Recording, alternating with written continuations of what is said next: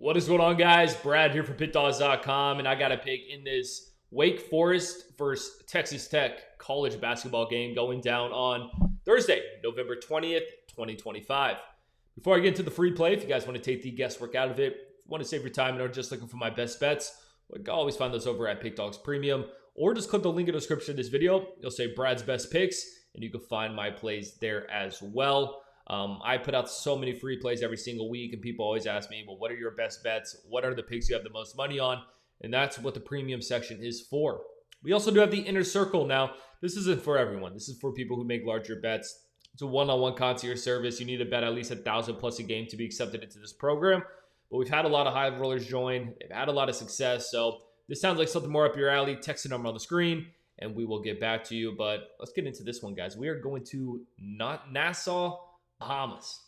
We're going to the Bahamas for this one, man. We got Wake Forest and Texas Tech going at it. Look, man, I've been impressed with Texas Tech. You know, their lone loss this season was at Michigan. There were 15-point dogs in that game. They were this close to winning that game. They went into overtime, and they only lost by 1. This is a good Wake Forest team. I think this Wake Forest team is going to give a lot of teams in the ACC some problems. They're coming off a 109 win to a 109 to 75 win against UMass Lowell. I believe that's UMass Lowell. Let me just actually confirm.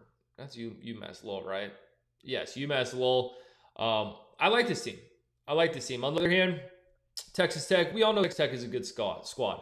JT Toppin's definitely going to be the best player on the court, but they've been a little bit shaky when it comes to a cover perspective. They've only covered in one game this season.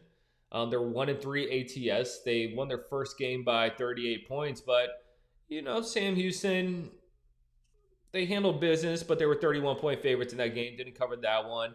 And their last one against Milwaukee, you know, they only beat them by 17. They were 27.5-point favorites in that game. Their one big game this season was at Illinois. I was on Illinois in that one. And then Illinois beat them by 4. It was a good competitive game, but Illinois was just too much for them. And I think the problem with this Texas Tech team this season is going to be their size. This is just not a big team, man. I mean, they rank 241st in the country when it comes to average height. It's like, yeah, you got a couple big guys here, but it's a lot of 6'3", 6'5", 6'6" type of guys.